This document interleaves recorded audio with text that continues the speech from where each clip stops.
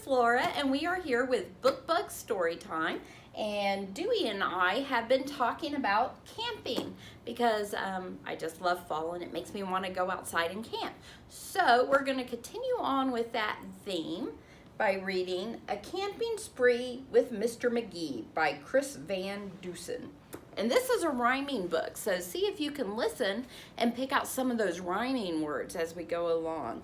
Also, the artwork in this has really very expressive characters, so I hope you enjoy it as much as I do. A Camping Spree with Mr. Magee by Chris Van Dusen. Early one morning at 7:03, Mr. Magee and his little dog Dee packed up the camper and hitched up the load, hopped in the Rambler, and then hit the road. They drove to the mountains far from the sea for 2 nights of camping, or possibly 3.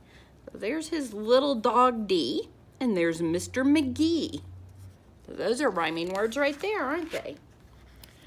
"There's nothing like camping," said Mr. Magee. "I know you will love it. Just wait and see. The views are fantastic. There's hardly a sound. Aside from the wildlife, there's no one around. And the air is so sweet, you'll sleep like a log," said Mr. Magee to his small spotted dog. A few hours later, they took a sharp right and found a great spot to lay camp for the night. It was high on a hill with a beautiful view of Mount Adams, Mount Lincoln, and Jefferson, too. But perhaps the most wonderful feature of all was the brook that ran over a steep waterfall. So there's the brook, and there's our waterfall, and there's the mountains. Lincoln, Jefferson, and Adams, who were also U.S. presidents.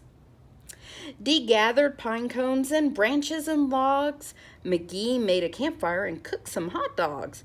And as the sun set behind a far distant knoll, they sat roasting marshmallows over the coals. That sounds peaceful. As the embers went out, they felt tired and dozy, so they climbed in their bunk beds, all comfy and cozy. But while they were falling asleep without care, along came a stumbling, bumbling bear. A kindly old bear whose sight wasn't so clear. He couldn't see far and he couldn't see near.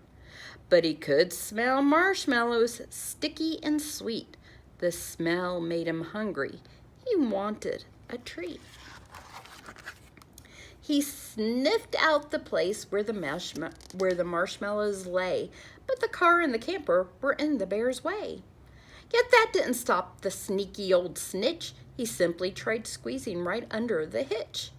And as he was shimmying into the gap, he pushed up the hitch, which let go with a snap. So he crawled under the hitch, and look what happened. He unhooked that camper from the car. Now that camper and car were untied. They started to roll down the rocky hillside. The car bounced away on the old logging road, while the camper was heading to where the stream flowed.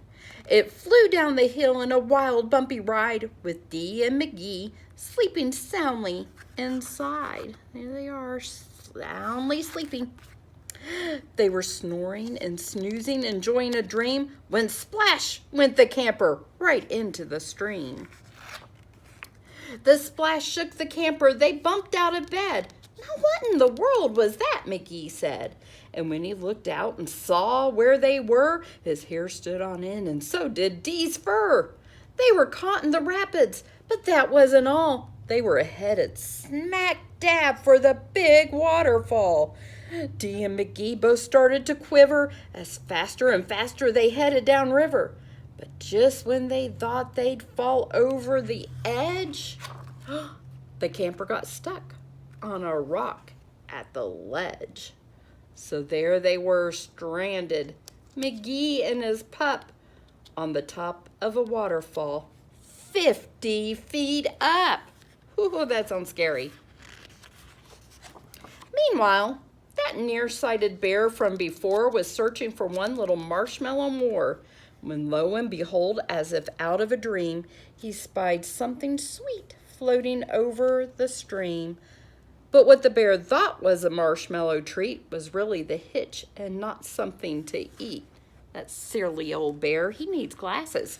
The bear was determined to capture his prize, so he jumped in the water right up to his thighs. He splashed through the stream to the edge of the fall and snatched up the trailer hitch, camper and all.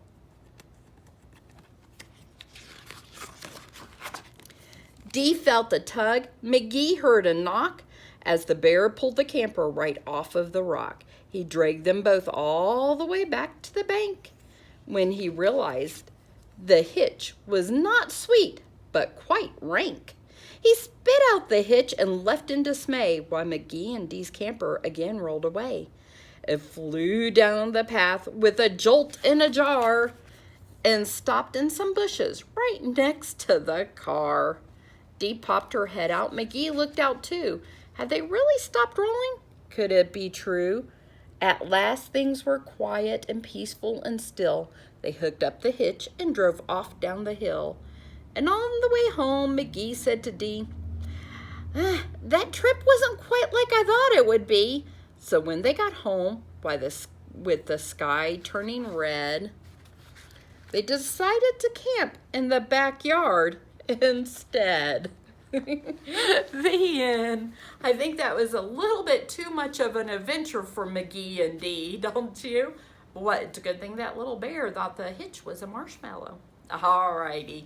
You have a great week. Bye-bye.